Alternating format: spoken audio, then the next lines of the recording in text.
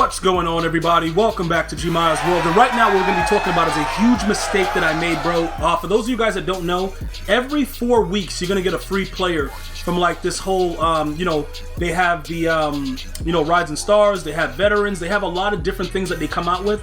And pretty much what happens is, as long as you accumulate the right amount of stars, you're going to be able to go ahead and unlock a player for free out of all 4 weeks of the promo. So whether it's a flashback, heavyweight, veteran, rising star, whatever it is, you're going to get a free player. So if you just got the video game, if you just received Madden 22 and you're into Ultimate Team, you're going to want to start to play these weekly challenges. And as you accumulate the stars, you're going to get that free card. So earlier today, if you guys join me when I go live right here on YouTube pretty much every morning, if I don't go live, I'll let you guys know via social media, Twitter, Instagram, Facebook, all at GmiasWorld, let you know what's going on. Usually we will be live though. We did go ahead and select K'Lavon. All right, I think that's how you say his name. The dude's garbage, but it doesn't really matter. Now, he's been going crazy. He was really good in college, all that good stuff, but you're playing Madden 22. So what does that mean? Throw out anything that you know about football when you're playing Madden 22. Especially in Ultimate Team. You know what? Regs is not as bad because it's not as crazy with the abilities, but as far as this goes right now, this is probably one of the wildest Madden games you'll ever play in your life, and pretty much the reason behind that is because there's no consistency. So when I talk about consistency, a lot of you guys are like, yo, what do you mean? Do you mean that the players don't catch the ball, defense? Like, it's a lot of things that go into it, but to just make it very, very clear, what we did earlier was we tried to revamp the defense. So I got rid of Myles Garrettson for this guy. Let me go ahead and show you what's going on, right? So pretty much what happens is this, right? I'm going to go ahead and show you guys what was happening with this whole K'Lavon situation. So I used his card earlier in the year when the game first came out, and he was decent, and I'm going to show you guys why. He's a very, very fast guy, and he's heavy. He's similar to like Aaron Donald, but he's like 2 inches taller or something. But when you max him out, like previously he was over here, he was at an 88 speed around the launch time, right? Because he had a team affinity card and he was really, really good. And this is prior to EA patching the game and tuning it up very heavily. Now he just got the Rising Star and he's at a whopping 92 speed. So if you have a Colts theme team, he's going up to 94. If you got those linebacker cards or linebackers and ends card, he's going to get another +2. So he can be really, really fast. So you might be saying to yourself, what's the issue with him? He gets a 91 power move. The issue is his finesse move. So that 73 that he gets maxed out with, what I was noticing, and you guys will see it in the gameplay during the live stream, if you guys go back and just check the playlist of Madden NFL 22, if you want to check it out, you'll be able to see what happened. I got dominated from the front, the back, from EA, all over the place. It was wild.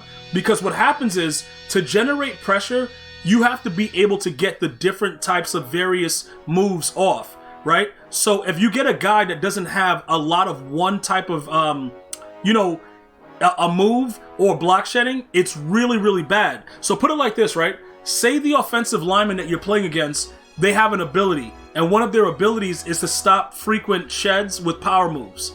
You know what I'm saying? Okay, the guy can still have finesse. In this case, he won't get a move off. He doesn't have the finesse capability, which is why we look for all 90s in those regard. The best linemen, defensive linemen, they have 90 plus power moves, 90 plus finesse moves, and 90 plus block shedding. Those are very, very key factors. So it's not all about the speed. Most of you guys, for the most part, have been with me for a while here at GmiasWorld. Some of you guys that are new that haven't really played Madden, there were times where the little fast, tiny guys could play inside and have a field day. All those days are over. You gotta have weight and you gotta be able to move the guy around or they'll just keep pancaking him. You know what I'm saying? Like, they can't do anything. Not only that, they've kind of focused more on the attributes. But yet still, I'm still going to try because I want to see if it works so I can let you guys know. So if I get whipped like I stole something, it's fine, dude. You know what I'm saying? Because the beating that I get is going to be visible to you guys. You'll understand that whatever defense you're running, he's probably not the guy you want. So look at what I did, right? I powered him up, I did all that good stuff, and I took his card for free from this week's fantasy pack. All right? So I selected him, and then I ended up rate selling him for like 2,500 training. But let's take a look at the other cards. We're going to go ahead and take a look at the lineup real quick, and I'm going to show you what's going on so that it's a little bit more clear when I'm explaining the attributes that the defender should have. Now let's take a look at the guys that are rushing up front for me. starting with Richard Seymour. All right. So when you look at his numbers, yeah, it's a Raiders theme team also. All right. Notice that it's a Raider. I know he played for the Patriots, but we have the Raiders chemistry on him, right? 94 block shed. He has an 82 power move. He has a 95 finesse, right? So why is this guy playing and somebody else isn't, right? He's fat. Well, 310 pounds, 6'6", and he's a Raider. So the reasoning behind why he works for me is because he gives me the Raiders chem and he's super fast, right? But he's also a guy that he's very, very heavy and he actually does stuff because they made him like a crazy build. K'Lavon, he looks kind of weird on the field and it's like he has size but he doesn't. So there's going to be certain cards that you're going to utilize just because they give you team chemistry, but they're just good enough and they kind of offset what the factor is. So he most likely, what happens is if he gets a lineman that's able to defend finesse moves, he can't just go to the power move efficiently. You see what I'm saying? Because he's at an 82. So it's like, he might get it, he might not. He's above the 70, so he's in the 82 percentile. So it's like, will he do it? He's still going to do stuff though, because he has a whopping 94 block shed and he has a 97 excel. So there's like different things that you get because of the boost. So he works. Like if you've played with Richard Seymour, he actually makes plays. Now, I wouldn't recommend giving him an ability other than unpredictable because I don't think it really matters that much. But I'm telling you this for a reason, right?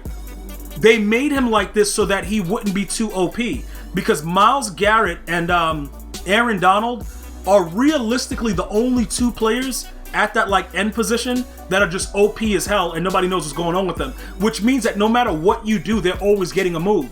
So I'm willing, in my case, to sacrifice his lower power move because I get the chem and because he's super fast. I get no benefits extra from K'Lavon. He's just a guy that just doesn't have the proper finesse move and a high power move. So there's no balance for me. On a Colts theme team with extra excel and extra speed, it might work for you. Like that's the way I want you guys to think about it. Everything is going to be based on how you're using the card. So if you get an additional benefit based on the fact that your theme team works with the player, you might be willing to sacrifice a lower attribute someplace. So that's something that's very important. All right. Now, that's one of them. We go over to Warren Sappinson. He's our D tackle. Now, the D tackle is kind of unique in this situation because he's very close to being 3-3-3. You know what I'm saying? Block shed, power move, and finesse move.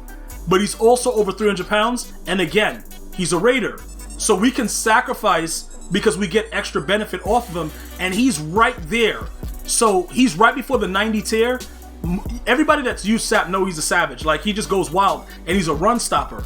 So he gets that inside stuff for one. That is very, very important. And it's a key to having success within the game. Although he'll come right in and the guy will run by him, him having inside stuff is very, very important. He's also has that 90 plus strength additionally, but he's over 300 pounds. And then, like I said, the OP guys on my D-line, Myles Garrett. Now, this guy is what you're looking for. And when I show you Aaron Donald, block shed, finesse move, power move, all over 90. Okay? If you have a player that's not part of your theme team and he doesn't have these numbers, you're doing something wrong. Because he's a guy that you could just add in on top of your theme team that's going to get sheds. Now, he's an outdated card, but we know he's going to continue to get those cards because he's outplaying a lot of the players that are playing right now. So EA is going to have no choice but to continuously give him upgrades. He's a very, very good card. When I took him out of my lineup, I immediately noticed. And he's under 300, but he meets the 3 criteria. Block shed, power move, and finesse move. And then finally, oh, and also, I got saved because he didn't sell when I put him up for sale. Nobody bought him. I put him up for like 330K. Nobody bought him. The last one had sold for like, I think like 340. So I put him up for 330 and nobody bought him. So it worked out. I was able to quick sell K'Lavon and get him right back. Then you jump to Aaron Donaldson. Now, he's another unique player, 6'1", 280. But look at his numbers. 90 finesse move, 94 power move, 93 block shed. So that's why it works. Like when you run a 4-3 or a 3-4 defense, you need the meat and potatoes. These guys that I just showed you, I'm telling you right now, it's unbelievable the way that it actually works out. Just letting you guys know. It just works with when you have players that are not part of your theme team that have these attributes. They are just going to play better than any other player.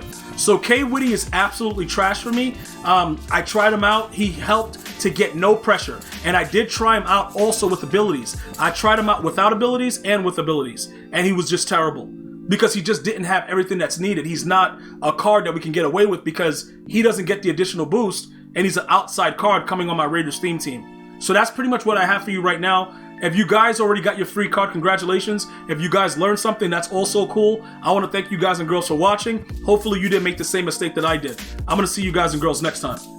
One love, y'all.